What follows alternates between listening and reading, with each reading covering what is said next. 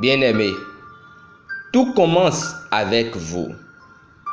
Il est écrit, comme le fer aiguise le fer, ainsi un homme excite la colère d'un homme. Proverbe 27, verset 17.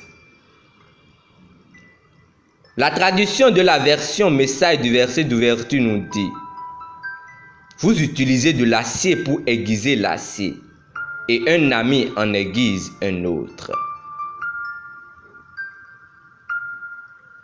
Peut-être vous êtes concerné par le fait que vos proches ou autres membres de votre église, communauté, cellule ou groupe dont vous vous sentez responsable ne soyez pas aussi passionnés par la croissance spirituelle et la parole de Dieu qu'ils devraient l'être. Vous pourriez même être le leader d'un tel groupe. Là où il faut tout d'abord commencer est de vous examiner vous-même, car la fin engendre la fin. En tant que leader du groupe, à quel point votre appétit pour la parole est vorace? Êtes-vous passionné par les choses spirituelles? Sachez que la passion est palpable et contagieuse. Ce dont vous avez faim ou qui vous passionne va bientôt aussi se faire remarquer sur ceux qui vous entourent. N'avez-vous pas remarqué que souvent, lorsque les gens bâillent, ceux qui les entourent peuvent également commencer à bâiller? Ou une fois que quelqu'un dit « j'ai faim », d'autres qui sont présents et qui n'ont peut-être pas non plus mangé deviennent immédiatement conscients de la faim. Sachez que si vous avez un appétit vorace pour la parole de Dieu, ceux qui vous entourent cultiveront la même faim très vite. Par conséquent, soyez le premier à être en feu. Soyez l'exemple de ce que vous voulez voir chez ceux que vous dirigez. Dirigez par l'exemple. Par exemple, ne vous contentez pas de les encourager à prier. Soyez vous-même une personne qui prie.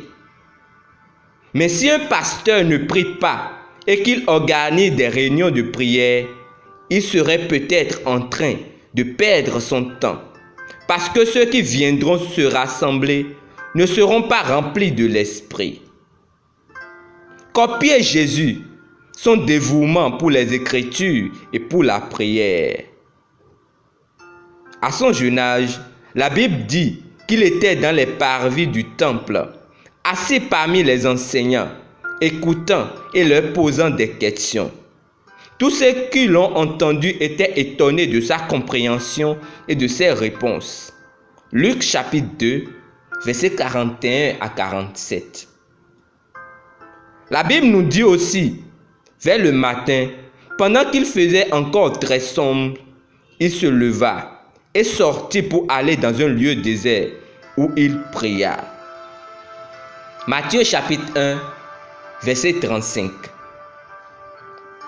Une autre fois, il se rendit sur la montagne pour prier et il passa toute la nuit à prier Dieu. Luc chapitre 6, verset 12. Alors, cela doit commencer par vous. La croissance spirituelle ou numérique n'est pas un mystère, un miracle ou un hasard. C'est le résultat de l'application de principes et moyens révélés. Ce n'est que ça. Confessons ensemble. Cher Père, je suis ravi de toujours suivre le modèle de Christ. Il est le modèle et l'exemple dans tout ce que je fais. J'imite sa disposition envers la parole et la prière. J'agis et je parle comme Jésus, car tel il est, tel je suis aussi dans ce monde. J'exprime le caractère de Christ. Alléluia. Pour une étude approfondie, lisons 1 Pierre chapitre 2 versets 21 à 23. Éphésiens chapitre 5 verset 1 et 1 Timothée chapitre 4 verset 15. Demeurez richement bénis. Amen.